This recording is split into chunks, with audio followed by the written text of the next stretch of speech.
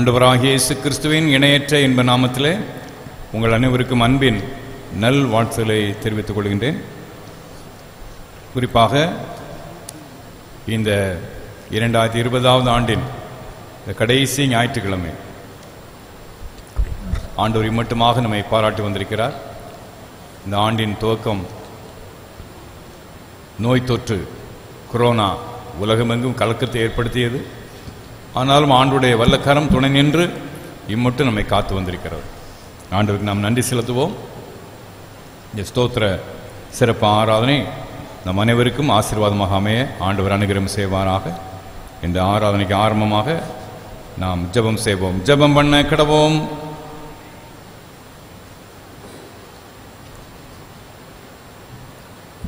ஜெபிப்போம். என் ஆத்துமாவே கர்த்தரை ஸ்தோத்திரி, என் முழு உள்ளமே அவருடைய பரிசுத்த நாமத்தை ஸ்தோத்திரி. என் ஆத்துமாவே கர்த்தரை ஸ்தோத்திரி, கர்த்தர் செய்த சகல உபகாரங்களையும் மறவாதே. எங்களை அன்பாக நேசித்து பாதுகாத்து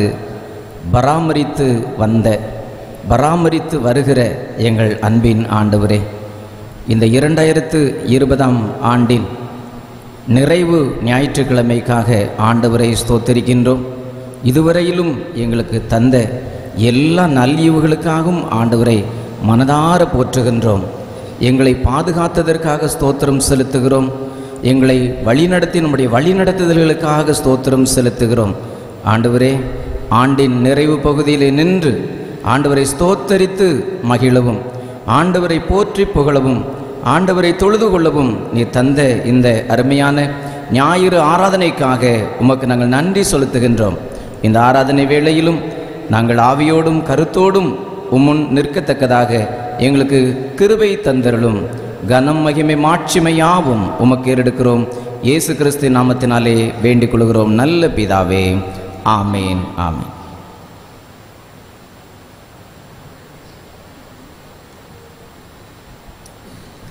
நாம் யாவரும் எழுந்து நின்று கீதங்களிலே 361வது பாடல், பாமாலை 387, பாமாலை 387, 200 கீதங்கள் 361. ஆ எண்ணில் 100 வாயும் நாவும் இருந்தால் கர்த்தர் எனக்கு செய்த நன்மைகளை துதிகளோடு சொல்லுவேன் என்ற பாடல்.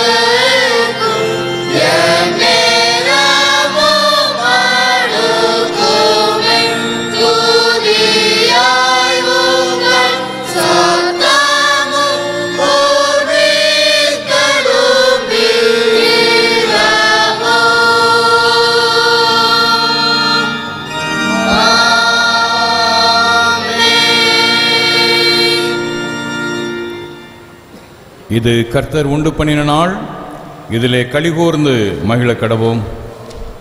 கர்த்தர் எனக்கு செய்த எல்லா உபகாரங்களுக்காக அவருக்கு எண்ணத்தை செலுத்துவேன். ரட்சிப்பின் பாத்திரத்தை எடுத்துக்கொண்டு கர்த்தருடைய நாமத்தை தொழுது கொள்வேன். நம்முடைய சகாயம் வானத்தையும் பூமியை உண்டாக்கின கர்த்தருடைய நாமத்தில் உள்ளது. கர்த்தரை நம்புகிறவர்கள் என்றென்னைக்கு அசையாமல் நிலைத்திருக்கும் சீயோன் பர்வத்தை போல் இருப்பார்கள். ஜெபம் பண்ண கடவோம். கர்த்தருடைய சன்னிதானத்திலே நம்முடைய பாவங்களை மனத்தாழ்மையோடு அறிக்கை செய்வோம்.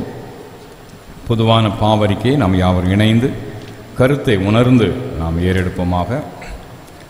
சர்வ வல்லமையும் மிகுந்த இரக்கமுள்ள பிதாவே, தப்பிப்போன ஆடுகளைப் போல வழிகளை விட்டு வழிவலைந்து போனோம்.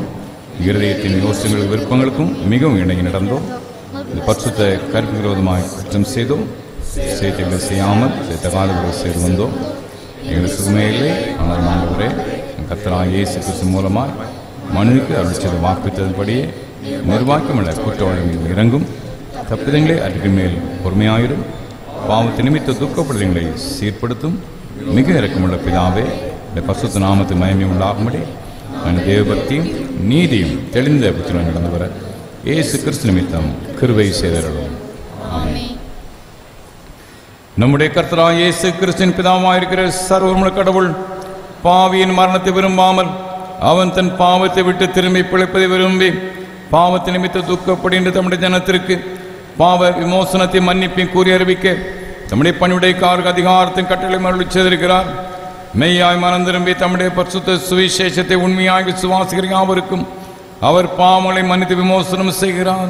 ஆகியால் கடைசியிலே அவருடைய நித்திய ஆனந்தத்தில் சேரத்தக்கதாய் இத்தனது நாம் செய்கிறவருக்கு பிரியமாயிருக்கவும் இனி உயிரோடு இருக்கும் நாளெல்லாம் மாசு இல்லாமல் பரிசுத்தமுடலாய் நடக்கவும் அவர் நமக்கு மெய்யான மனம் திரும்புதலையும் தம்முடைய பரிசுத்த ஆவியையும் அருளி செய்வாராக.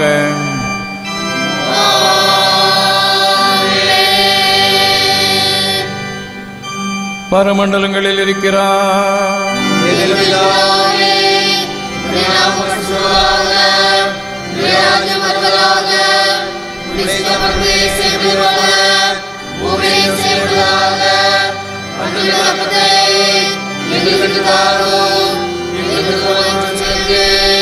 நாங்கள் மன்னிக்கிறது போல எங்கள் குற்றங்களை மன்னியும்.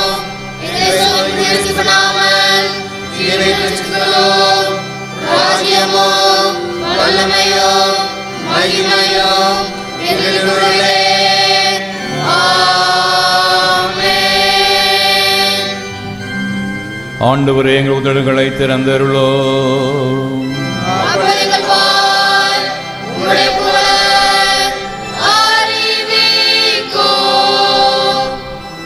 தேவனே, எங்களை ரட்சிக்க விரைவாய் வாரோ.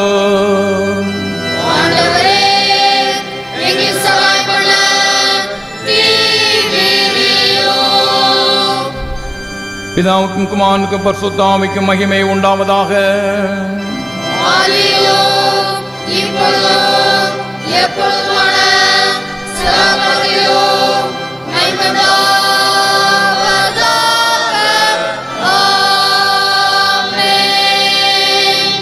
கர்த்தரை துதியோங்கள்.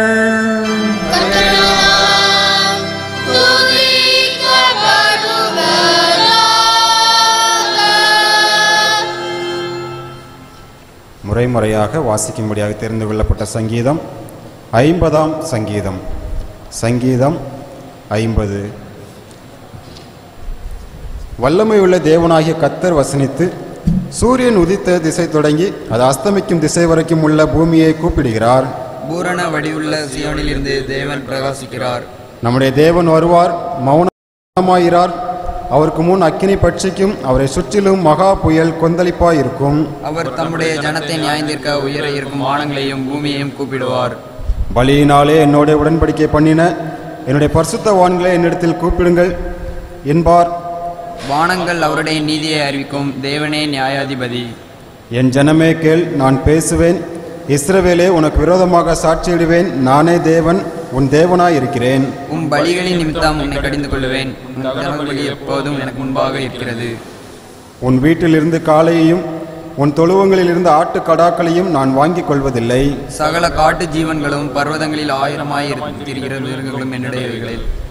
மலைகளில் உள்ள பறவைகளையெல்லாம் அறிவேன், வெளியில் நடமாடுகிறவைகளெல்லாம் என்னுடையவைகள். நான் பசியாயிருந்தால் உனக்கு சொல்லேன், பூமியின் அதன் நிறைவும் என்னுடையவைகளே. நான் எருதுகளின் மாம்சம் புசித்து ஆட்டுக்கடாக்களின் ரத்தம் குடிப்பேனோ? நீ தேவனுக்கு சோஸ்திர பலியிட்டு உன்னதமானவருக்கு உன் பொருத்தனையை செலுத்தி ஆபத்து காலத்தில் என்னை நோக்கி கூப்பிடு, நான் உன்னை விடுவிப்பேன், நீ என்னை மகிமைப்படுத்துவாய். தேவன் துன்மார்க்கனை நோக்கி, நீ என் பிரமாணங்களை எடுத்துரைக்கவும் உன் உடன்படிக்கையை உன் வாயினால் சொல்லவும் உனக்கு என்ன நியாயம் உண்டு?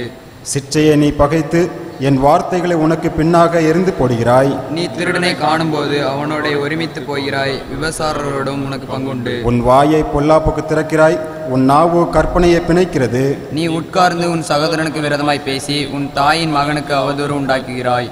இவைகளை நீ செய்யும் போது நான் மௌனமாயிருந்தேன், உன்னை போல் நானும் இருப்பேன் என்று நினைவு கொண்டாய். ஆனால் நான் உன்னை கடிந்து கொண்டு அவைகளை உன் கண்களுக்கு முன்பாக ஒவ்வொன்றாக நிறுத்துவேன். தேவனை மறக்கிறவர்களே, இதை சிந்தித்துக் கொள்ளுங்கள், இல்லாவிட்டால் நான் உங்களை கிழி போடுவேன், ஒருவரும் உங்களை விட்டுவதில்லை. ஸ்தோத்திர பலியிடுகிறவன் என்னை மகிமைப்படுத்துகிறான், தன் வழியை செவ்வைப்படுத்துகிறவனுக்கு தேவனுடைய ரட்சிப்பை வெளிப்படுத்துவேன் என்று சொல்லுகிறார் என்பது.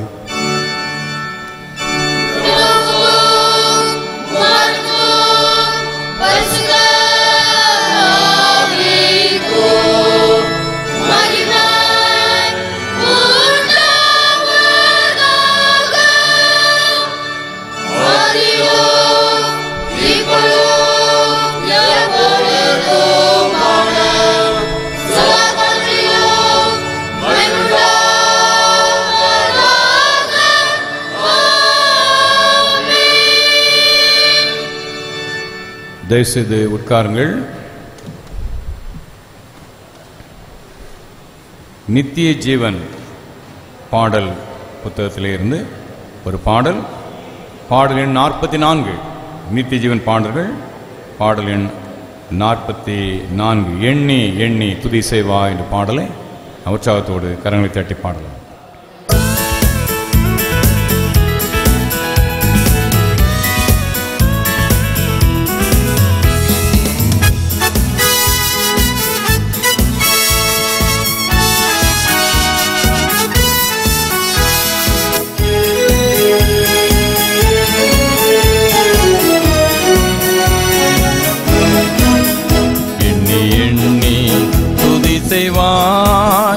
எண்ணிலடங்காத கிருபையற்காய் என்றும் தாங்கும் தம்புயமே, இன்ப இயேசுவின் நாமமே. எண்ணி எண்ணி துதி செய்வாய். யோர்தான் புரண்டு வரும் போல் எண்ணற்ற பாரங்களோ, யோர்தான் புரண்டு வரும் போல் எண்ணற்ற பாரங்களோ. எலியாவின் தேவன் எங்கே உந்தன் விசுவாச சோதனையில்?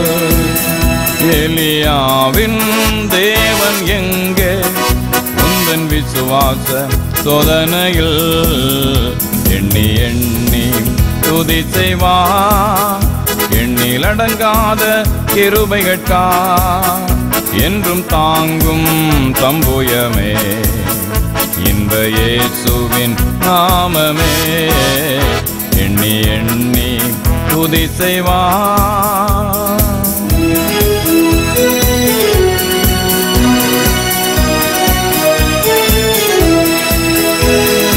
உன்னை நோக்கும் எதிரியின் கண்ணின் முன்னே பதறாதே, உன்னை நோக்கும் எதிரியின் கண்ணின் முன்னே பதறாதே.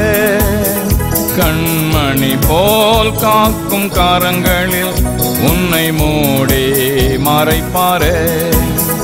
கண்மணி போல் காக்கும் கரங்களில் உன்னை மூடி மறைப்பாரே. எண்ணி எண்ணி துதி செய்வார், எண்ணில் அடங்காத கிருபைகட்காய் என்றும் தாங்கும் தம்புயமே, இன்ப இயேசுவின் நாமமே. எண்ணி எண்ணி துதி செய்வாய்.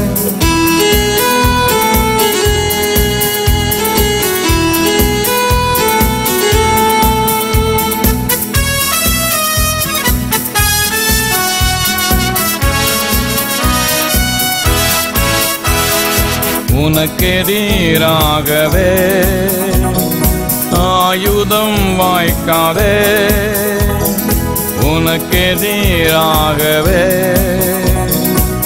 ஆயுதம் வாய்க்காதே. உன்னை அழைத்தவர் உண்மை தேவன், அவர் தாசர்க்கு நிதியவர். உன்னை அழைத்தவர் உண்மை தேவன், அவர் தாசர்க்கு நிதியவர். எண்ணி எண்ணி துதி செய்வார்.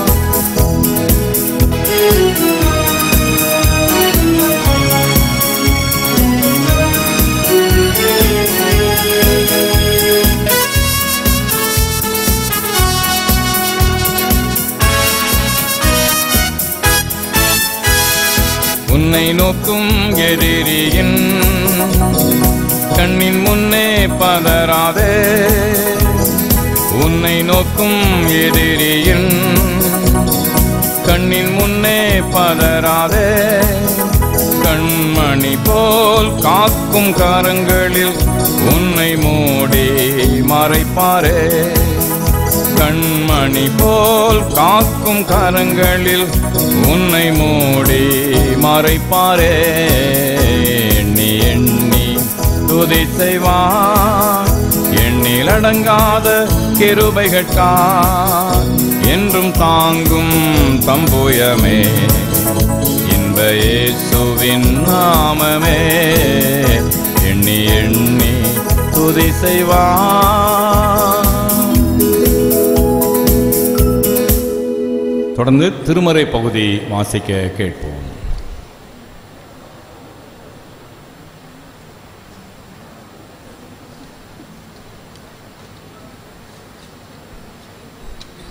வாசிக்கும்படியாக தேர்ந்தெடுக்கப்பட்ட வேத பகுதி அப்போஸ்தலர் 16ஆம் அதிகாரம் 25ஆம் வசனம் முதல் 34ஆம் வசனங்கள் முடிய. அப்போஸ்தலர் 16ஆம் அதிகாரம் 25ஆம் வசனம் முதல் 34ஆம் வசனங்கள் முடிய. நடு ராத்திரியிலே பவுலும் சீலாவும் ஜெபம் பண்ணி தேவனை துதித்து பாடினார்கள். காவலில் வைக்கப்பட்டவர்கள் அதை கேட்டுக்கொண்டிருந்தார்கள். சடிதியிலே சிறைச்சாலையின் அஸ்திபாரங்கள் அசையும்படியாக பூமி மிகவும் அதிர்ந்தது. உடனே கதவுகளெல்லாம் திறவுண்டது, எல்லாருடைய கட்டுகளும் கலன்று போயிற்று. சிறைச்சாலைக்காரன் நித்திரை தெளிந்து சிறைச்சாலையின் கதவுகள் திறந்திருக்கிறதைக் கண்டு கட்டுண்டவர்கள் ஓடி போனார்கள் என்று எண்ணி பட்டயத்தை உருவி தன்னை கொலை செய்து கொல்லப்போனான். பவுல் மிகுந்த சத்தமிட்டு, நீ உனக்கு கெடுதி ஒன்றும் செய்து கொள்ளாதே, நாங்கள் எல்லாரும் இங்கேதான் இருக்கிறோம் என்றான். அப்பொழுது அவன் தீபங்களை கொண்டு வரச் சொல்லி உள்ளே ஓடி நடு நடுங்கி பவுலுக்கும் சீலாவுக்கும் முன்பாக விழுந்து அவர்களை வெளியே அழைத்து வந்து, ஆண்டவமாரே, இரட்சிக்கப்படுவதற்கு நான் என்ன செய்ய வேண்டும் என்றான்.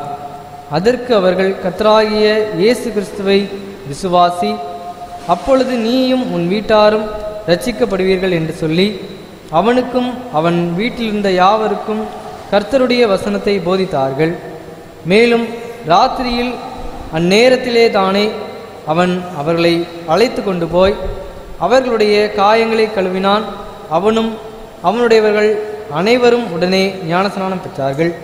பின்பு அவன் அவர்களை தன் வீட்டிற்கு கூட்டிக் கொண்டு போய் அவர்களுக்கு போஜனம் கொடுத்து தன் வீட்டார் அனைவரோடும் கூட தேவனிடத்தில் விசுவாசம் உள்ளவனாகி மனமகிழ்ச்சியாயிருந்தான் என்பது. வாசிக்கும்படியாக திங்களப்பட்ட வேத பகுதி வாசித்து முடிந்தாயிற்று.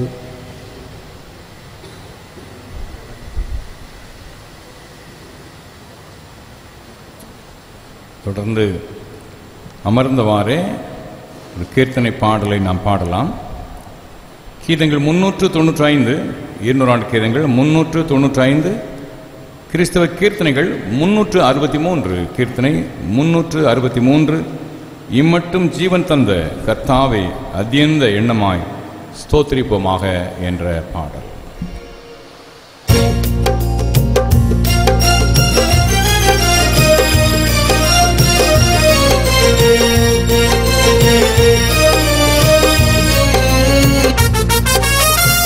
இம்மட்டும் ஜீவன் தந்த கர்த்தாவை அத்தியந்த எண்ணமாய் ஸ்தோத்திரிப்போமாக. இம்மட்டும் ஜீவன் தந்த கர்த்தாவை அத்தியந்த எண்ணமாய் ஸ்தோத்திரிப்போமாக. நம்மை ரட்சிக்க வந்து தம்மை பலியாய் தந்து, நம்மை ரட்சிக்க வந்து தம்மை பலியாய் தந்து, நற்சுகமேவவும் அற்புதமாகவும் நற்சுகமேவவும் அற்புதமாகவும் இம்மட்டும் ஜீவன் தந்த கர்த்தாவை அத்தியந்த எண்ணமாய் ஸ்தோத்திரிப்போமாக.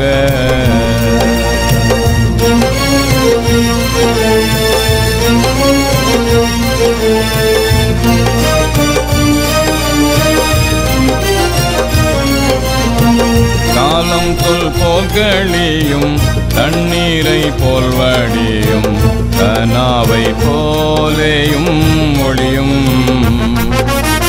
வாலிபமும் மறையும் சீலம் எல்லாம் கூறையும், மண்ணின் வாழ்வொன்றும் நிற்க மாட்டாது. கோல பதுமைக்கும் நீர் குமிழிக்கும் புகைக்குமே, கோல போதுமைக்கும் நீர் குமிழிக்கும் புகைக்குமே, கொண்ட உலகத்தில் அண்டவரன் எமை கண்டு கருணைகள் வெண்டுதயவுடன் இம்மட்டும் ஜீவன் தந்த கர்த்தாவை அத்தியந்த எண்ணமாய் ஸ்தோத்திரிப்போமாக.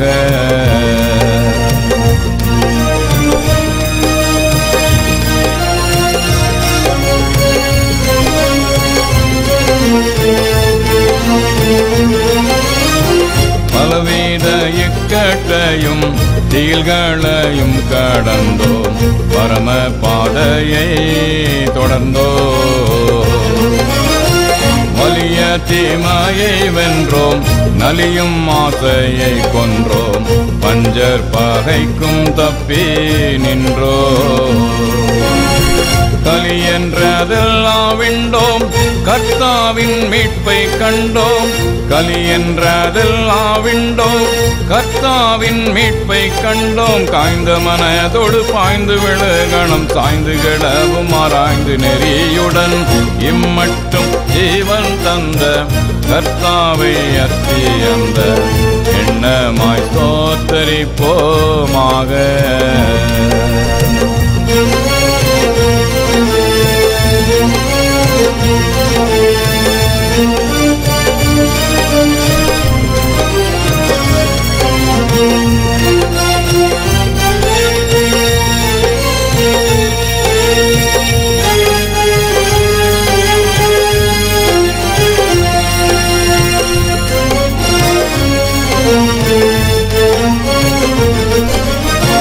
சனசேதம் வருவிக்கும் கேடுகள் போர் முடிவு தந்து நூறுக்கினதை கட்டி, தனசபையை ஆதரி தன்பாயாசீர்வாதித்து கண்ணோக்கி எல்லார் மேலன்றண்டு.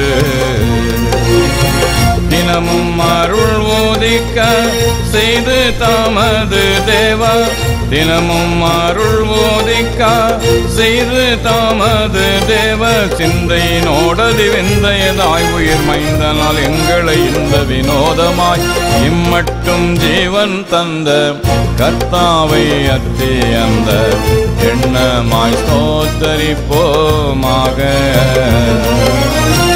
இம்மட்டும் ஜீவன் தந்த கர்த்தாவை அத்தியந்த எண்ணமாய் ஸ்தோத்திரிப்போமாக. நாம் யாவரும் எழுந்து நின்று நம்முடைய விசுவாசத்தை அறிக்கை செய்வோம். வானத்தையும் பூமியையும் படைத்தார் சர்வ விசுவாசிக்கிறேன். உடையவரை குமாரனாகிய நம்முடைய இயேசுவை விசுவாசிக்கிறேன். அவர் பரிசுத்தவானாலே கன்னியாகுமரியில் உற்பத்தி பிறந்தார். முதியோர் காலத்தில் பாடுபட்டு சிலுவையில் அறைந்து மரித்து அடக்கப்பட்டு பாதாளத்தில் இறங்கினார். மூன்றாம் நாள் மரித்தோரிலிருந்து எழுந்தருளினார். பரமத்திற்கு ஏறி சர்வ பிதாவாகிய தேவனுடைய வல்லமையை பெற்றுகிறார். அவரிடத்திலிருந்து உயிரோரையோ மரித்தோரையோ நியாயம் தீர்ப்பார். பரிசுத்த விசுவாசிக்கிறேன். புதிதான பரிசுத்தத்தையும் பரிசுத்தத்தையும் பாவமன்னிப்பும் சரீரத்திலும் நித்திய விசுவாசிக்கிறேன். ஆமென். பிதா குமாரன் பரிசுத்த ஆவியின் நாமத்தினாலே ஆமென். ஆண்டவராகிய இயேசு கிறிஸ்துவின் இணையற்ற இன்ப நாமத்திலே உங்கள் அனைவருக்கும் அன்பின் நல் வாழ்த்துக்களை தெரிவித்துக் கொள்கிறேன். கர்த்தருடைய விசேஷித்த ஆசீர்வாதமும் அவருடைய பரிபூர்ணமான கிருபையும் உங்கள் அனைவரையும் தாங்கி வழி நடத்துவதாக. நினைப்பதற்கு வேண்டிக் கொள்வதற்கும் அதிகமான நன்மைகளை கர்த்தருடைய வாழ்விலை சம்பூர்ணப்படுத்தி கொடுப்பாராக. 2020 ஆண்டின் கடைசி இந்த ஞாயிற்றுக்கிழமையிலே உங்களை இணையதளம் வழியாக சந்திப்பதிலே மிகுந்த மகிழ்ச்சி அடைகிறேன். எல்லாவல்ல ஆண்டுடைய கிருபையும் இரக்கமும் தயவும் தொடர்ந்து வருகின்ற நாட்களிலும் புத்தாண்டிலும் ஆசீர்வதித்து உங்களை வழி நடத்துவதாக.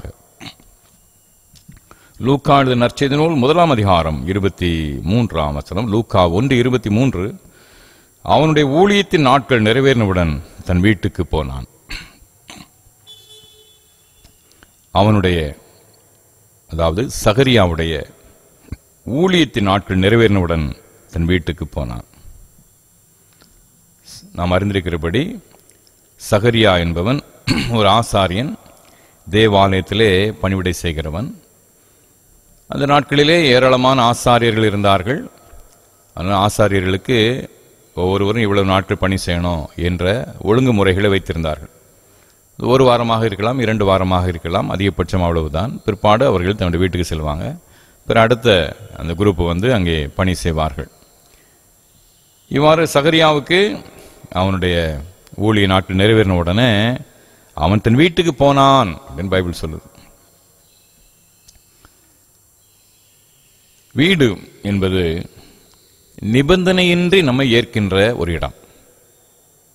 கடைசி ஞாயிற்றுக்கிழமையில குடும்பத்தை பற்றியே நான் பேச விரும்புகின்றேன். வீட்டார் நிபந்தனையின்றி நம்மை ஏற்கின்ற ஒரே இடம் வீடு தான். வேற எங்க போனாலும், எந்த இடத்துக்கு போனாலும் குறிப்பிட்ட நேரத்தில் கதவை சாத்துவாங்க. எல்லாரும் வெளியே போகலாம் என்று கதவை சாத்துவாங்க இல்லையா?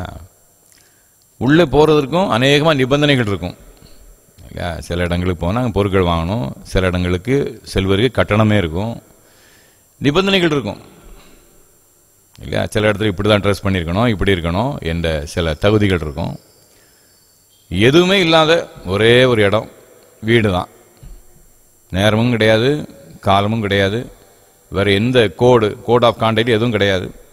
வீட்டில் எந்த நேரத்திலும் மகிழ்ச்சியோடு வரவேற்கப்படுவோம் இல்லை. நிபந்தனை இல்லாமல் நம்ம ஏற்கின்ற ஒரு இடம் வீடு. அந்த அப்படிப்பட்ட நம்முடைய வீடு அல்லது வீட்டார், அதை குறித்து தான் இன்னைக்கு தேவ செய்தி. யோசுவாவின் புத்தகம் 24 அதிகாரம் 15 வசனம். யோசுவா 24 அதிகாரம் 15 வசனம் நாம் நன்கு அறிந்த ஒரு வசனம். நானும் என் வீட்டாருமோ என்றால் கர்த்தரையே சேவிப்போம். சேவிக்கின்ற வீட்டார். யோசுவாவின் புத்தகத்தை நீங்கள் வாசித்து பார்த்தீங்கன்னா, யோசுவாவுடைய தலைமையிலே கானான் தேசம் முழுமையாக கைப்பற்றப்படுகிறது. கானானில் கானானியர் என்ற குடிமக்கள் இருக்கிறாங்க. இன்னும் சில குடிமக்கள், ஏத்தியர், எபூசியர் என்று நிறைய குடிமக்கள் வசிக்கிறாங்க. ஒவ்வொருவரும் ஒவ்வொரு பகுதியை ஆட்சி பண்ணிட்டு இருக்கிறாங்க. ஆண்டவர் சொன்னார், இப்போ ஆபிரகாமுக்கு நான் கொடுத்த வாக்கை நிறைவேற்றப் போகிறேன். இந்த தேசத்தை நீங்கள் கைப்பற்ற போறீங்க. இது 12 கோத்திரங்களும் பங்கிடப்படும். அந்த வேலையை மோசைகிட்ட கொடுத்தேன். மோசை காலம் முடிந்து போனது. இப்பொழுது யோசுவா அந்த பொறுப்பெடுத்து செய்வான் என்று கர்த்தர். யோசுவாவே கலங்காத, மோசையோடு இருந்த போல நான் உன்னோடு இருப்பேன், நீ இதை செய்ய போகிறாய் என்ற வாக்கை ஆண்டவர் கொடுக்கிறார். அதுபோலவே யோசுவா கானான் தேசம் முழுமையும் கைப்பற்றி 12 கோத்திரங்களும் பங்கிட்டு முடிக்கிறான். அது ஒரு பெரிய வேலை. மிக முக்கியமான ஒரு வேலை அது.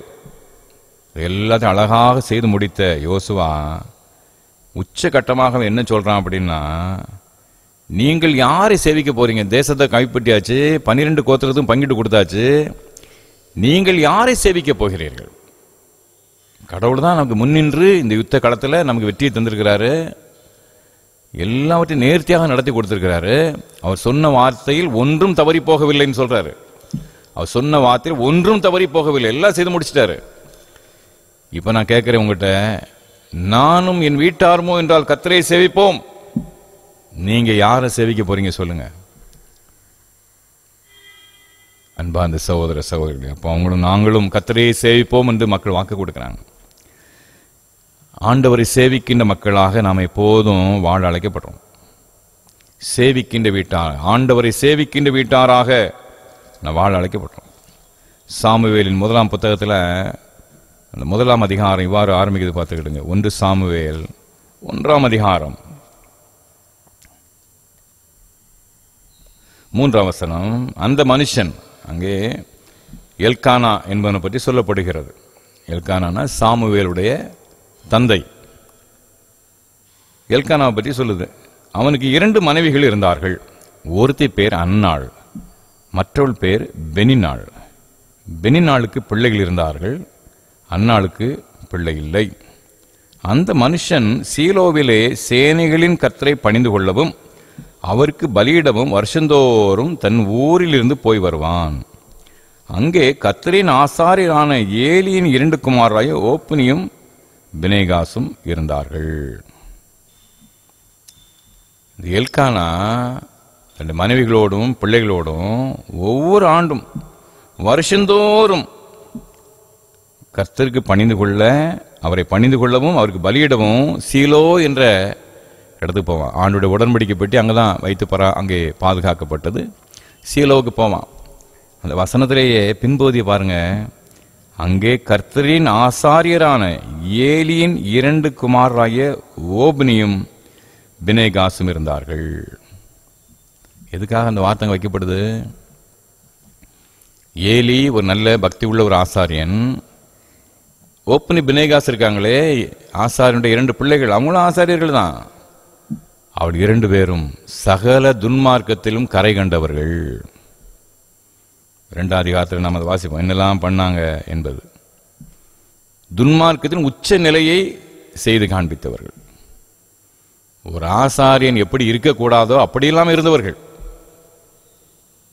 அங்கே தேவாலயத்தை துச்சமாக மதித்து, இறைவனுடைய பிரசன்னத்தை அற்பமாக கருதி, தங்களுடைய சுய இச்சைகளை நிறைவேற்றி, பேராசையோடும் அங்கே பெண் பித்தனாகவும் வாழ்ந்த இறை நாமத்துக்கு அபகீர்த்தியை, மகிமை குலைச்சலை உருவாக்கியவர்கள்.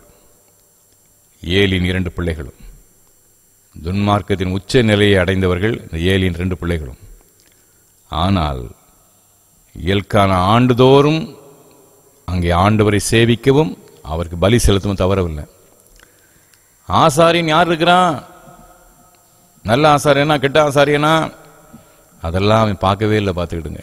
ஆனால் அந்த வசனம் அப்படி வருது. 3ஆம் வசனத்தை அழகாக அமைச்சிருக்காங்க பாருங்க. வருஷந்தோறும் போய் வருவான் அப்படின்னு சொல்லிட்டு விட்டுற வேண்டியதானே. அதே வசனத்திலேயே துன்மார்க்கமான ஆசாரியர்கள் 2 பேர் இருந்தாங்கன்னு ஏன் அந்த வசனத்தை அது இணைக்கப்படுகிறது?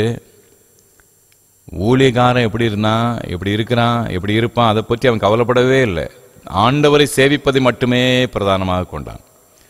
அன்பார்ந்த சகோதர சகோதரிகளே, இப்பொழுதும் ஆண்டவர் இயேசு கிறிஸ்து சொன்னபடி கடைசி நாட்களில் துன்மார்க்கமும் பேராசையும் கொண்ட, குறிப்பாக பேராசை தான் துன்மார்க்கம், பேராசை, சுய இச்சைகளை சார்ந்த அங்கே ஊழியக்காரங்க பெருத்த ஒரு காலம்தான்.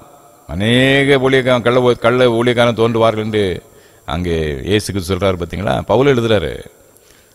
அப்படிப்பட்ட ஒரு காலத்தில் இருக்கிறோம். ஆனால் என் அன்பார்ந்த சகோதர சகோதரிகளே, ஆண்டவரை சேவிப்பதை விட்டு விடாதீர்கள். துன்மார்க்கமான ஒரு சூழ்நிலை சீலோவிலே.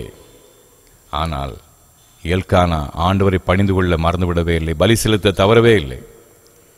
எனவே குடும்பமாக இணைந்து ஆண்டவரை ஆராதிக்க ஒருபோதும் மறந்துவிட வேண்டாம். நிர்வாகம் அப்படி இருக்குதா இப்படி இருக்குதா, எதை பற்றி கவலைப்படாதீர்கள். நான் ஒரு சிறு கூட்டமாக கூடி வருகின்ற இடத்துல கடவுளுடைய பிரசன்னம் வந்துடுது. அந்த ஆண்டவரை நாடி தேடுங்கள். அவரை சேவிக்கின்ற சந்ததியாக வாழ உங்களை அன்போடு நான் கேட்டுக்கொள்கிறேன். சேவிக்கின்ற வீட்டார், ஆண்டவரை சேவிக்கின்ற வீட்டாராக நீங்கள் வாழ இந்த ஆண்டின் கடைசியிலே உங்களை நான் அன்போடு நான் கேட்டுக்கொள்கின்றேன். இரண்டாவதாக ரட்சிக்கப்பட்ட வீட்டார். முதலாவது சேவிக்கின்ற வீட்டார், சேவிக்கின்ற வீட்டாராக ஆண்டவரை சேவிக்கிற வீட்டாராக நாம் இருக்கணும். ரெண்டாவது ரட்சிக்கப்பட்ட வீட்டாராக நாம் இருக்கணும். பார்த்துக்கிடுங்க, அப்போஸ் நடவடிக்கைகளில் அழகாக அந்த வசனம் இவ்வாறு சொல்லப்படுகிறது. அப்போஸ் நடவடிக்கைகள் 16ஆம் அதிகாரத்தில் அங்கே பிலிப்பி பட்டணத்தில் நடந்த ஒரு நிகழ்வு. அந்த பட்டணத்துக்கு பவுல் செல்கிறார்.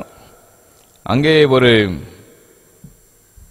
ஒரு கூட்டத்தார் குறி சொல்கின்ற ஒரு பெண்ணை வைத்து மிகுந்த ஆதாயம் சம்பாதிச்சுட்டு இருக்கிறாங்க. அவள் பிசாசு பிடித்தவளை வச்சு குறி சொல்ல வைக்கிறது. அதை வைத்து அவர்களுக்கு வருமானம், குறி சொல்லி வருமானம் பார்க்கறதுங்கிறது எப்போதும் சமுதாயத்தில் இருந்துகிட்டே இருக்குது. அது பொதுவாக படிப்பறிவு இல்லாத பின்தங்கிய சமுதாயத்தில் தான் ரொம்ப அதிகமாக இருக்கும். சில நேரம் நல்ல படித்தவங்களும் கூட இந்த குறி கேட்கிற மனநிலை உடையவர்களாக இருக்கிறார்கள். அது மிகுந்த வேதனைக்குரியது தான். அப்போ அங்கே ஒரு சில எஜமான்கள் ஆட்கள் சேர்ந்து பிசாசு பிடித்த ஒருத்தி வச்சு அங்கே குறி சொல்லி பணம் சம்பாதிச்சுட்டு இருக்கிறாங்க. பவுல் அவளை அந்த கட்டிலிருந்து விடுதலை செய்கிறார். இவங்களுக்கு வருமானம் போச்சுது, எஜமான்களுக்கு வருமானம். இன்னும் அவள் இயேசுவை இரட்சகராக ஏற்றுக்கொண்ட பிற்பாடு குறி சொல்றதை விட்டுட்டா. எனவே என்ன நடக்குது, அவர்கள் வருமானம் போச்சுது அவருடைய எஜமான்களுக்கு. எனவே அதிகாரிகள்ட்டும் அவர்கள் அங்கே பிராது பண்ணுகிறார்கள். அங்கே போய் கம்ப்ளைண்ட் பண்ணுறாங்க. அவங்க பிடிச்சி ஜெயிலில் அங்கே அடித்து ஜெயிலில் போடுறாங்க. அடித்து ஜெயிலில் போட்டாலும் பவுலும் சீலாவும் அவர்கள் இறைவனை துதிக்க மறக்கலை. நடுராத்திரியில் ஆண்டவரை துதித்து பாடினார்கள். அந்த சம்பவம் நமக்கு நல்லா தெரியும். நடுராத்திரியில் இறைவனை துதித்து பாடிய பொழுது பூமி எதிர்ச்சி உண்டாகுது. அங்கே சிறைச்சாலையில் உள்ள அந்த கதவுகள்லாம் திறக்கப்படுது. அப்போ கைதிகள் தப்பி ஓடிவிடுவார்களோ என்று இந்த ஜெயிலர், அந்த சிறைச்சாலை அந்த பொறுப்பாளன் தன்னை தற்கொலை செய்ய போகிறான். அந்த காலத்தில் ரோம சட்டம் என்னன்னா, ஒரு கைதி தப்பி போனாலும் இந்த பொறுப்பில் இருக்கான் பார்த்தீங்களா அதிகாரி, அவன் கொல்லப்படுவான். பயங்கரமான சட்டம் இருந்துச்சு அந்த காலத்தில். அதனால் அவன் தற்கொலை செய்து கொள்ள எல்லாரும் தப்பி ஓடி இருப்பான். கதவு தான் திறந்து போச்ச, பவுல் சீலா ஓடி இருப்பாங்க. எவன் தற்கொலை பண்ண போகும்போது தான் பவுல் சொல்கிறான், உனக்கு கெடுதி செய்யாதே, நாங்கள் இங்கே தான் இருக்கிறோம்ப்பா, தப்பி ஓடலை, இங்கே தான் இருக்கிறோம். உடனே அவனுக்கு ஆச்சரியமாக போச்சுது. வாய்ப்பு கிடைக்கும்போது தப்பி ஓடுகின்ற குற்றவாளிகள் இருக்கின்ற காலகட்டத்தில் இப்படி தப்பி ஓடாமல் நாங்கள் இங்கே தான் இருக்கிறோம், நீ சாகாத என்று சொல்லுகிறானே. இந்த கரிசனை உணர்ந்து அவன் ஓடி வர்றான். வந்து ஆண்டவமாரே ரட்சிக்கப்படலாம், என்னையா செய்யணும், ரட்சிக்கப்பட என்ன செய்யணும்? இப்படி ஒரு வித்தியாசமான குணாதிசயம் கொண்டவர்களாக இருக்கிறீர்களே, நீங்கள் சொல்லுங்க, எனக்கு ஆலோசனை கொடுங்க, நான் ரட்சிக்கப்பட என்ன செய்யணும்? அப்போ இயேசு கிறிஸ்து விசுவாசி, அப்படி நீ உன் வீட்டார் ரட்சிக்கப்படுவீர்கள் அப்படின்னு சொல்கிறான். இல்லை, அந்த சிறைச்சாலை காண்டு வீட்டார் அன்னைக்கே ரட்சிக்கப்படுறாங்க பாருங்க. அவனுக்கும் அவன் வீட்டில் இருந்த யாவருக்கும் கர்த்தருடைய வசனத்தை போதித்தார்கள். உடனே வார்த்தை போதிக்கப்படுது, கடவுளுடைய வார்த்தை அங்கே போதிக்கப்படுது. ராத்திரியில் அழைத்து கொண்டு போய் பவுல் சீலாமையும் அவனும் அவனுடைய ஆட்களும் அடித்து உதச்சி இரத்த காயமாக்கியிருக்காங்க. அழைத்து கொண்டு போய் அவருடைய காயங்களை கழுவினான். உடனே அவனும் அவனுடைய வீட்டார் ஞானஸ்தானம் பெறுறாங்க. எவ்வளோ ஆச்சரியம் பாருங்க. உடனே ஞானஸ்தானம் வீட்டில் வச்சு, அங்கே உடனடியாக ஜெயிலில் வச்சே இல்லையா. மேலும் அவர்களை அழைத்து கொண்டு போய் அங்கே பின்பு அவன் 34 பின்பு அவன் அவர்களை தன் வீட்டுக்கு கூட்டிக் கொண்டு போய் அவள் போஜனம் கொடுத்து வீட்டார் அனைவரோடு கூட தேவனிடத்தில் விசுவாசம் உள்ளவன் ஆகி மனமகிழ்ச்சியாக இருந்தான். அன்பார்ந்த சகோதர சகோதரிகளே, அன்றே அங்கே ஜெயிலேயே ஞானஸ்தானம் நடக்குது. ஞானஸ்தானம் அங்கே நிகழ்வு முடிஞ்ச உடனே வீட்டுக்கு கூட்டு போய் குடும்பமாகவே இணைஞ்சாச்சு. நான் ரட்சிக்கப்பட என்ன செய்யணும் அதான் கேட்குறான் அவன். ஆண்டவமாரே ரட்சிக்கப்பட நான் என்ன செய்யணும், நான் என்ன செய்யணும் அதான் கேள்வி. பவுல் சொல்றாரு, நீ விசுவாசித்தால் நீ மட்டும் இல்லப்பா, உன் வீட்டாரும் ரட்சிக்கப்படுவான். அன்பார்ந்தவர்களே, குடும்பங்கிறது ஆண்டவருக்கு ரொம்ப முக்கியம். பார்த்துக்கிடுங்க, நம்ம தனிப்பட்ட நபருடைய எண்ணங்களையே நாம் அநேக நேரத்தில் நாம் நினச்சிக்கிட்டு இருக்கிறோம். கடவுளுக்கு குடும்பம் ரொம்ப முக்கியம். நீ விசுவாசி, நீ உன் வீட்டாரும் ரட்சிக்கப்படுவீர்கள். நீங்க அப்போஸ்தலர் நடவடிக்கைகளில் நீங்க முதல்ல பார்த்தீங்கன்னா அப்போஸ்தலர் 2ஆம் அதிகாரத்தில் 39-40 வசனத்தில் பேதுரு பெந்தேகோஸ்து திருநாள் என்று எழுந்து நின்று பிரசங்கம் பண்ணுவார் பார்த்தீங்களா? அந்த பிரசங்கம் முடிஞ்ச உடனே, சகோதரரை நாங்கள் என்ன செய்ய வேண்டும் அப்படின்னு மக்கள் எல்லாரும் கேட்பாங்க. அந்த பிரசங்கத்தை கேட்டு மக்கள் எல்லாரும் இருதயத்தில் குத்தப்படுவாங்க. நாங்கள் என்ன செய்யணும்? அப்போ அவனும் அதே தான் சொல்லுவான், இயேசுவின் நாமத்தினால ஞானஸ்தானம் பெற்றுக்கொள்ளுங்கள், அப்படி பரிசுத்த ஆவியின் வரத்தை பெறுவீர்கள்.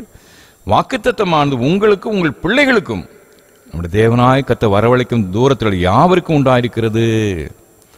அப்போ அந்த வாக்குத்தத்தம், பரிசுத்த ஆவியாகிய வாக்குத்தத்தம் உங்களுக்கு மட்டுமல்ல, இதை கேட்டுட்டு இருக்கீங்களா, உங்களுக்கு மட்டும் இல்லை, உங்களுடைய சந்ததிக்கும், இந்த பிள்ளைகளுக்கு அது உண்டு.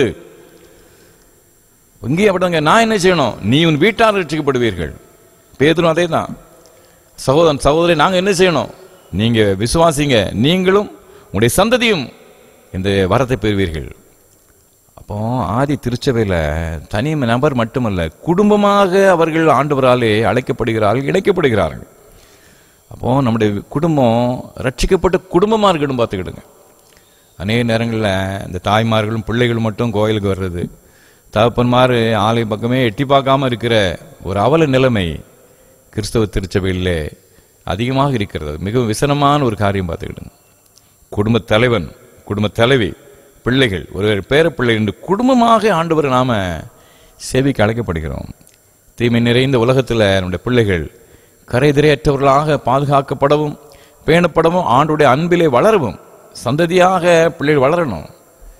தீமோத்தேயு நீங்க பார்த்தீங்கன்னா அவனுடைய பாட்டியம்மா, அவனுடைய தாய், அவருடைய ஆலோசனையில் தான் அவன் ஒரு சிறந்த ஒரு ஊழியக்காரனாக உருவாகிறான். பாட்டியம்மாவும் அங்கே தாயாரும் இதனுடைய அருமையான போதனைகள் அவனை வளர்த்து ஆளாக்கியது என்று சொல்லுகிறது. அவர்கள் மட்டுமல்ல, தகப்பன்மார், தாத்தா, இவர்களுடைய பங்களிப்பு மிக மிக அவசியமானது. அன்பார்ந்த சகோதர சகோதரிகளே, ரட்சிக்கப்பட்ட வீட்டாராக நாம் வாழ அழைக்கப்பட்டோம். முதலாவதாக, எந்த சூழ்நிலை எப்படி இருக்கட்டும், நாம் ஆண்டவரை எப்போதும் சேவிக்கின்ற வீட்டாராக வாழ அழைக்கப்படுகின்றோம். இரண்டாவதாக, நாம் ரட்சிக்கப்பட்ட வீட்டாராக இயேசு கிறிஸ்துவின் மூலமாக பாவ மன்னிப்பை பெற்று பரிசுத்த வாழ்க்கைக்கு நம்மை அர்ப்பணித்து பரிசுத்தாவின் வழிநடத்தலோடு முன்னேறி செல்கின்ற ரட்சிக்கப்பட்ட வீட்டாராக நாம் வாழ நாம் அழைக்கப்படுறோம்.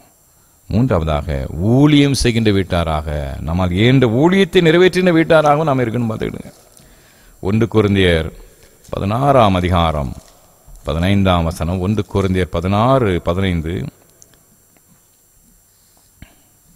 சகோதரரே, ஸ்தேவானுடைய வீட்டார் அகாயா நாட்டிலே முதற் பலனானவர்கள் என்றும் பரிசுத்தவான்களுக்கு ஊழியம் செய்யும்படிக்கு தங்களை ஒப்புவித்திருக்கிறார்கள் என்றும் அறிந்திருக்கிறீர்களே. அப்போ அகாயா நாட்டில் ஸ்தேவானுடைய வீட்டார்னு சொல்றாரு. பார்த்துக்கிடுங்க, பவுல் அவர் முதற் பலன். அந்த ஊரில் அவங்க தான் முதல்ல ஆண்டவர் ஏற்றுக்கிட்டு இருக்காங்க. முதற் பலன் அவர்கள் ஆண்டவர் ஏற்றுக்கிட்டு சில மாதங்கள் ஆயிருக்கலாம், சில வருஷங்கள் ஆயிருக்கலாம். அவர்கள் பரிசுத்தவான்களை ஊழியம் செய்யும்படி தங்களை ஒப்புவித்திருக்கிறார்கள்.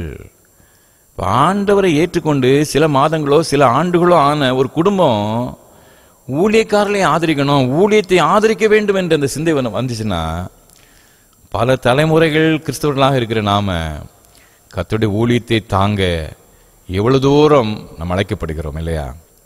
இந்த முதல் தலைமுறை கிறிஸ்தவர்களே கர்த்தரை ஏற்றுக்கொண்டு சில ஆண்டுகள் சில மாதங்களான ஒரு வீட்டாரே ஆண்டவரை சேவிக்கிறார்கள், கர்த்தரை மகிமைப்படுத்துறாங்க என்றால் நாம் எவ்வளவு தூரம் செய்ய அழைக்கப்படுகிறோம். ஆண்டவருக்காக மகத்துவமான ஊழியத்தை செய்து நிறைவேற்ற அழைக்கப்படும். அந்த சிறைச்சாலைக்காரன் நிகழ்ச்சியில் அதானே வருது. அங்கே அந்த நாளிலேயே அவனுடைய காயங்களை கழுவுறான், அழைத்து கொண்டு போய் அவளுக்கு போஜனம் கொடுத்து அவள் உபசரிக்கிறத நாம் பார்க்குறோம். அன்பார்ந்தவர்களே, ஆண்டவரை ஏற்றுக்கொண்டு அந்த ரட்சிப்பை நாம் பெற்றுக்கொள்கின்ற பொழுது இந்த சேவை தானாகவே வந்துடுது. பார்த்துக்கிடுங்க, ஆண்டவர் மீது வைக்கின்ற விசுவாசம் நம்மை கிரியைக்கு நேராக தானாகவே வழி நடத்துகிறது. ரோமர் நிருபம் 16ஆம் அதிகாரத்தில் அந்த பவுலடியார் ஒரு தம்பதியர் வாழ்த்துறார். ஆகில்லா பிரிஸ்கில்லா தம்பதியர். அவங்க 2 பேரும் நல்லுறவோடு வாழ்கிறார்கள். எந்த இடத்துல அவர்களை பற்றி சொன்னால் 2 பேரும் சேர்ந்தே தான் வரும்.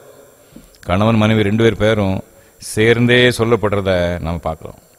அவர்களை பற்றி பவுலடியார் சொல்றாரு, அவர்கள் என் பிராணனுக்காக தங்கள் கழுத்தை கொடுத்தவர்கள், என்னை காப்பாற்ற அவருடைய பிராணனை கொடுக்க ஆயத்தமாக இருந்தார்கள். அவருடைய வீட்டிலே கூடி வருகின்ற சபை வாழ்த்துங்கள். அப்போ அவங்க வீட்டில் ஞாயிறுதோறும் சபை கூடி வந்து ஆறாக நடக்குது. நண்பார்ந்த சகோதர சகோதரிகளே, ஆதி திருச்சபையிலே மக்கள் ஊழியம் செய்கின்ற வீட்டாராக இந்த முதல் தலைமுறையிலேயே ஆண்டவர் ஏற்றுக்கொண்ட சில ஆண்டுகளிலேயே கர்த்தருக்காக ஊழியம் செய்யணும். நம்ம வீட்டில் நம்ம குடும்பத்தின் மக்கள் அனைவருமாக இணைந்து ஆண்டோடைய ராஜ்ய விரிவடைய செயல்பட வேண்டும். இந்த வாஞ்சியோடு அவங்க செயல்படுறதை நாம் பார்க்குறோம். பல தலைமுறைகளின் கிறிஸ்தவர்களாக இருக்கின்ற நாம அதை அதிகமாக நம்முடைய வாழ்விலே நிறைவேற்ற நாம் அழைக்கப்படுறோம். எனவே இந்த 2020ஆம் ஆண்டின் இந்த கடைசி ஞாயிற்றுக்கிழமையில குடும்பமாக உங்களை நீங்கள் அர்ப்பணியுங்கள். ஒரு புதிய ஆண்டுக்குள்ளாக பிரவேசிக்கும் போது என்னுடைய குடும்பத்தில் உள்ள குறைபாடுகள் என்ன, நான் எதையெல்லாம் நான் சரி செய்யணும், நான் உண்மையிலேயே ஆண்டவரை முழுமையாக சேவிக்கின்ற ஒரு குடும்பமாக நாங்கள் விளங்குகின்றோமா, உண்மையிலேயே ஆண்டவருடைய கிறிஸ்து அருளுகின்ற அந்த ரட்சிப்பின் பூர்ண நிச்சயமுடையவனாக நான் விளங்குகின்றோமா, அந்த ரட்சிக்கப்பட்ட நாங்கள் ஊழிய செய்கின்ற மக்களாக கிரியையிலே அதை காட்டுகிறோமா, வெறுமனே ஆண்டவர் நான் விசுவாசிக்கிறேன் என்ற ஒரு மனநிலையோடு மக்களாக இல்லாதபடி நம் ஆண்டவருக்கு நம்மால் என்ற பணிகளை ஊழியத்தை சேவையை செய்து நிறைவேற்ற இயேசு கிறிஸ்து என்ன நோக்கத்திற்காக இந்த உலகத்தில் வந்து செயலாற்றினாரோ அந்த நோக்கத்தை நிறைவேற்ற நாம் அழைக்கப்படுகிறோம். ஆதி திருச்சபை நமக்கு மாபெரும் சவால் தருகின்ற ஒரு சபையாக இருக்கிறது இல்லையா? அகாயா நாட்டின் ஸ்தேவானா இருக்கட்டும், இங்கே ஆகில்லா பிஸ்கிலாவாக இருக்கட்டும், இன்னுபோல பெரிய பட்டியல் இருக்குது. அனைவரும் கர்த்தரை மகிமைப்படுத்துகின்ற அவருக்காக பணி செய்கின்ற நல்ல மாந்தர்களாக விளங்கினார்கள். அன்பார்ந்த சகோதர சகோதரி, நீங்களும் அவ்வாறே கர்த்தரை மகிமைப்படுத்துகின்ற நல்ல பாத்திரங்களாக வாழ்ந்து குடும்பமாக ஆண்டுடைய பேர் ஆசீர்வாதத்தை சுதந்திரித்துக் கொள்ள கர்த்தர் தாமே உங்களுக்கு அருள் புரிவாராக. ஆமேன், ஆமேன். கர்த்தருடைய சன்னிதானத்திலே நம்மை நாமே அர்ப்பணிக்கும் வண்ணமாக கீதங்களிலே 18வது பாடல் பாடுவோம். 200 ஆண்டு கீதங்கள் 18, கிறிஸ்தவ கீர்த்தனைகள் 11, கீர்த்தனை 11 பாடுவோம். வந்தனம் வந்தனமே தேவ துந்துமே கொண்டிதமே என்ற பாடல்.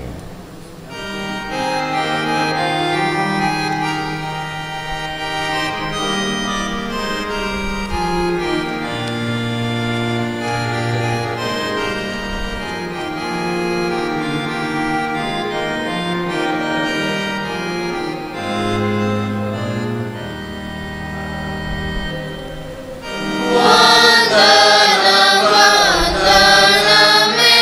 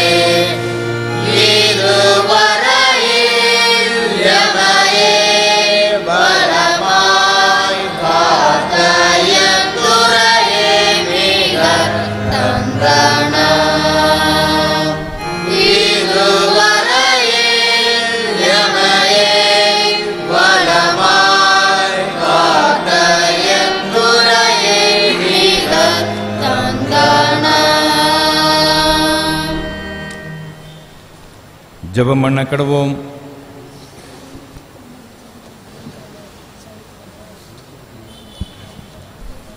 அன்பின் ஆண்டவரே, நன்றி நிறைந்த உள்ளத்தோடு உம்மை ஸ்தோத்திரிக்கிறோம், உம்மை மகிமைப்படுத்துகின்றோம். 2020 ஆண்டின் கடைசி ஞாயிற்றுக்கிழமை ஆண்டு முழுவதும் கிருபையாக நீர் பாதுகாத்தீர் சுவாமி. பல்வேறு இக்கட்டான சூழ்நிலைகள் நிறைந்த ஒரு காலகட்டத்தில் இந்த கரத்தில் ஏந்தி சுமந்து தப்பு வைத்து நீர் வழிநடத்திய தயவுக்காக நன்றியோடு உம்மை ஸ்தோத்திரிக்கிறோம். விசேஷமாக அன்பு தேவனை கர்த்தாவே உடைய தேசத்துக்காக நன்றி செலுத்துகிறோம். உடைய தேசத்தை ஆசீர்வதியும். தேசத்திலே நோய் தொற்று முற்றிலுமாக அகன்று போகட்டும். செழிப்பான காலங்களை சூழ்நிலை ஆண்டு ஏற்படுத்தி கொடுப்பீராக. எங்களுடைய நாட்டிலே தெய்வீக சமாதானம் எப்பொழுதும் நிலைத்திருக்கட்டும். ஜாதி இன மத ஆண்டு மோதல்கள் எதுவும் இல்லாதபடி இணக்கமான நல்ல சூழ்நிலைகளை ஏற்படுத்தி கொடுக்க நான் மன்றாடுகின்றோம். குறிப்பாக ஏழை எளிய மக்கள், தொழிலாளர்கள், விவசாயிகள் ஆண்டவரே அரசு திட்டங்களாலே பாதிக்கப்படாதபடி ஒவ்வொருவரோடும் இந்த விசேஷ கரம் துணை நிற்கட்டும். நாட்டை ஆளுகை செய்தவர்கள் மக்கள் நலனை பிரதானமாக கொண்டு நல்ல ஆட்சி அமைக்கின்ற பாக்கியத்தை நீர் எப்பொழுது ஏற்படுத்தி கொடுக்க மன்றாடுகின்றோம். மிஷினரி இயக்கங்களை ஊழியர்களை பொறுப்படுத்திக் கொள்ளும். ஏழை எளிய மக்கள் மத்தியிலே ஆண்டவர் சேவை செய்கின்ற இயக்கங்களை ஆசீர்வதியும். குறிப்பாக ஆண்டவரே எங்களுடைய டயசிஸை ஆசீர்வதியும். ஆண்டைய திருமண்டலம் சகல துறைகளில் வளர்ச்சி முன்னேற்றங்களை பெறட்டும். திருமண்டல தேர்தல் போன்ற சூழல் எல்லாம் ஆண்டு சுமூகமாக இணக்கமாக நடைபெறத்தக்கதான் பாக்கியத்தை நீர்களுக்கு தாரும். டோனாவூர் சேகரத்துக்காக கிறிஸ்தாலய சபைக்காக நன்றி. ஆண்டவரே, இந்த கிராமத்தை சேர்ந்த மக்கள் பல்வேறு இடங்களில் இருக்கிறாங்க, பல்வேறு நாடுகளில் இருக்கிறாங்க, எல்லாரையும் ஆசீர்வதியும். குறிப்பாக ஆண்டவரே, தொலைக்காட்சி வழியாக இணையதளங்கள் வழியாக இந்த ஆராதனையில் அநேக மக்கள், அநேக சபைகளை சேர்ந்த பிள்ளைகள் சேர்ந்து இணைந்து பங்கு பெறுறாங்க.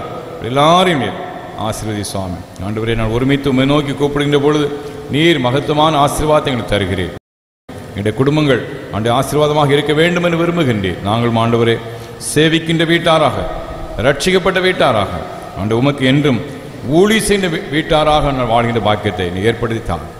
தேவனை கர்த்தாவே, இந்த உலக பிரகாரமான ஆண்டவரே நன்மைகளை மாற்ற ருசித்து வாழ்கின்ற மக்களாக நாங்கள் இல்லாதபடி ஆண்டவரே உம்மை சேவிக்கின்ற மக்களாக, ஆண்டவரே உண்மையிலே நாங்கள் ரட்சிக்கப்பட்டு கழிவு கூறுகின்ற மக்களாக, குறிப்பாக உமக்காக ஆண்டு இன்று ஊழியம் செய்ய வாஞ்ச உள்ள மக்களாக, அர்ப்பணிக்கின்ற மக்களாக ஆண்டவரே குடும்பத்தின் மக்களை கிருபையாக நீர் கண்ணோக்கி பார்க்க வேண்டும் என்று நான் மன்றாடுகின்றோம். வியாதிகளில் பலவீனங்களில் பிள்ளைகள் கஷ்டப்படாதபடி ஒவ்வொருவரையும் வேலை எடுத்து பாதுகாத்துக் கொள்ளும். கையில் பிரயாசங்களை வர்த்தியப்படும். அந்த விசேஷம் சிறு பிள்ளைகளை கண்ணின்மணியைப் போல நீர் பாதுகாத்து வளர்த்து கொடுப்பீராக. படிக்கின்ற பிள்ளைகள் விசேஷ ஞானம் கிருபையை சம்பூர்ணப்படுத்தித்தார். இந்த வாலிபை தம்பி தங்களுடைய வருங்கால திட்டங்களை வகுத்து கொண்டு வேலை வாய்ப்பின் காரியங்கள், திருமண காரியங்கள் அந்த அனுகூலப்படுத்தி கொடுக்க வேண்டும் நான் செபிக்கிறோம். திருச்சியின் பெரியவர்கள், தாய்மார்கள் எல்லாரையும் ஆசீர்வதித்து பிரயாசங்கள் வர்த்தியப்படும். போக்கு வரவுகளை விசேஷ பாதுகாவலித்தார். வயது முதிர்ந்த மக்களுடைய பலவீனங்களை பலன் தாங்கட்டும். அந்த பற்பல தொழில் செய்த மக்களுக்காக ஜெபிக்கிறோம். சொந்த தொழில் செய்த அநேக பிள்ளைகள் உண்டு சுவாமி. கிருபையாய் கண்ணோக்கி பார்த்து இந்த பிரயாசங்களை வர்த்திப்பண்ணி வியாபார துறைகளில் உள்ளவர்களை ஆசீர்வதியும். விவசாயம் செய்கின்ற மக்கள் அனைவரை கிருபையாய் கண்ணோக்கி பார்த்து ஆண்டு கொள்வீராக. ஆண்டவரே, இதோ கட்டுமான பணியில் இணைந்துள்ள பிள்ளைகள் ஒவ்வொருவரையும் ஆசீர்வதியும். தேவியை பாதுகாவலோடு பராமரிப்போடு உடைய பிள்ளைகள் பணிகளை செய்கின்ற பாக்கியத்தை தாரும். வாகன ஓட்டுநர்களை கண்ணோக்கி பாரும். ஆண்டவரே, இன்னுமாக தொழிலாளிகளாக பணிபுரிகின்ற மக்கள், அரசு துறைகளில் பணிபுரை செய்கின்ற மக்கள், ஆண்டவரே தனியார் துறைகளில் பணிபுரை செய்கின்றவர்கள் எல்லாரையும் ஆண்டவர் கிருபையாய் நீர் கண்ணோக்கி பாரும். ஆண்டவரே, தன்னுடைய படிப்பு நிமித்தமாக அந்த வேலைகள் நிமித்தமாக வெளியிடங்களில் வெளிநாட்டில் இருக்கிற பிள்ளைகள் எப்பொழுதும் நல்ல செயல் வருகின்ற பாக்கியத்தை நீர் ஏற்படுத்தி கொடுப்பீராக. நம்பி தேவனை கர்த்தாவை இப்பொழுதும் இந்த ஆறாலும் இணைந்து பங்கு பெற்ற தேவஜனங்கள் எல்லாரையும் நீர் ஆசீர்வதி சுவாமி. அவருடைய தனிப்பட்ட தேவைகள், குடும்பத்தின் காரியங்களை அனுகூலப்படுத்தித்தார். கடன் பாரங்கள், போராட்டங்கள் உள்ள பிள்ளைகள் விடுதலை கொடுப்பீராக. ஆண்டவர் எல்லா எதிர்கால ஆசீர்வாதம் இந்த பிள்ளைகள் சம்பூர்ணமாக நீர் கட்டளையிட வேண்டும் நான் மன்றாடுகிறேன். நினைப்பதற்கு வேண்டிக் கொள்ளும் அதிகமான நன்மைகளை நீர் எங்களுக்கு தந்து நாள்தோறும் ஆண்டவர்களை ஆதரித்து ஆசீர்வதிக்க வேண்டும் என்றும் வருகின்ற புதிய வருடத்தையும் எங்கள் அனைவருக்கு நீர் ஆசீர்வதித்து கொடுக்க வேண்டும் என்றும் இயேசு கிறிஸ்து மூலம் மிகுந்த மனத்தாழ்மையோடு வேண்டிக் கொள்கின்றோம் நல்ல பிதாவே.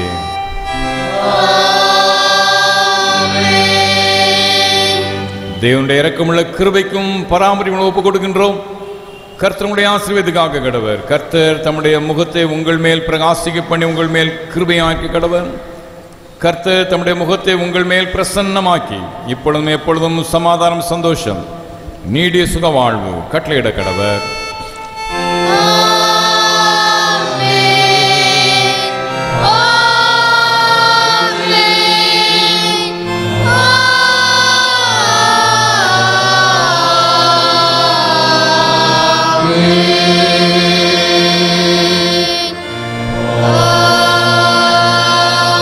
Amen. கீதமாக யாவர் எழுந்து நின்று கீதங்கள் 593வது பாடல் பாடுவோம். கீதங்கள் 593. கர்த்தர் தந்த ஈவுக்காக ஸ்தோத்திரம்.